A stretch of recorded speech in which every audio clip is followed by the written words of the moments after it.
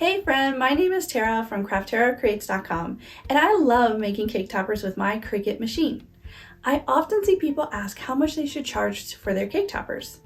It's totally okay to ask for advice, but if you want to really make money selling your cake toppers, then you need to know how to set the right price yourself.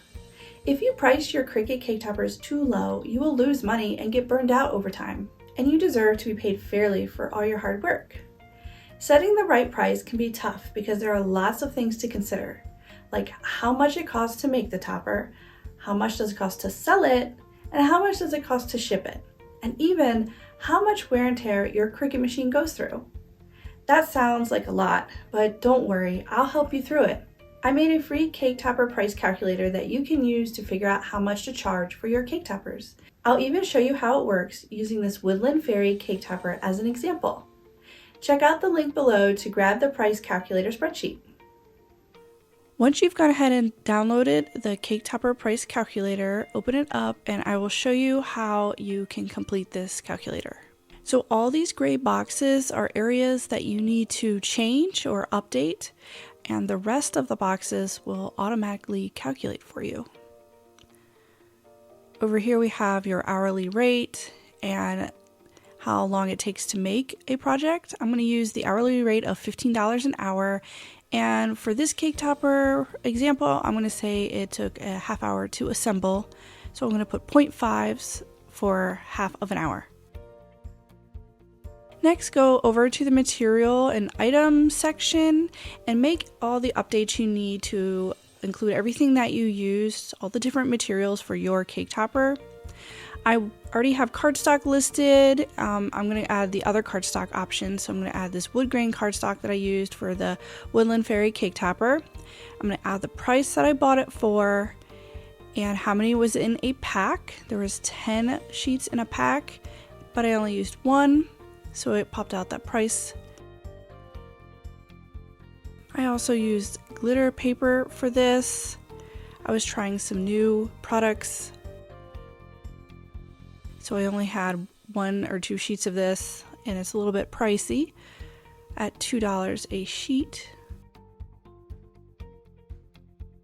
And I also included mirror foil board I tried out for this cake topper as well. That is also kind of an expensive product because I didn't buy it in bulk. So that is the price. $11.80 is the total material cost for this cake topper. Now we can move down to the sale price calculation section, and it has all these definitions and explains exactly what each of these lines are for. The material cost just is copied over from the already calculated material cost.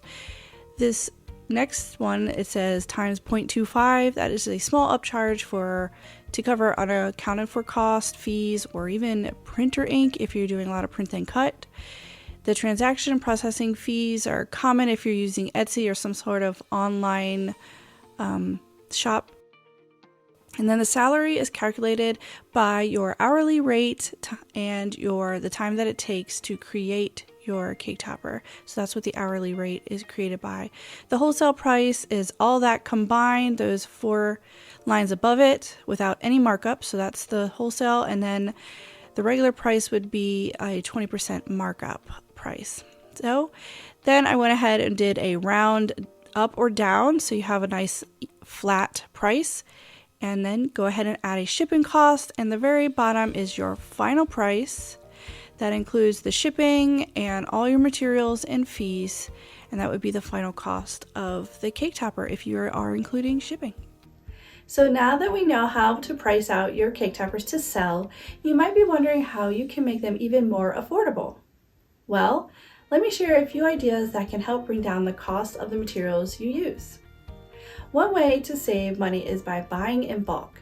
You can compare the cost of buying individual sheets versus packs of material and see which one is cheaper.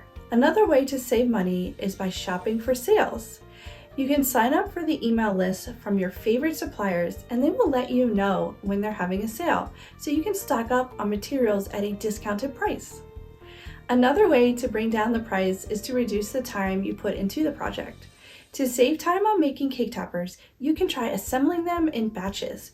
This means you cut out the same pieces for multiple projects and put them together all at once.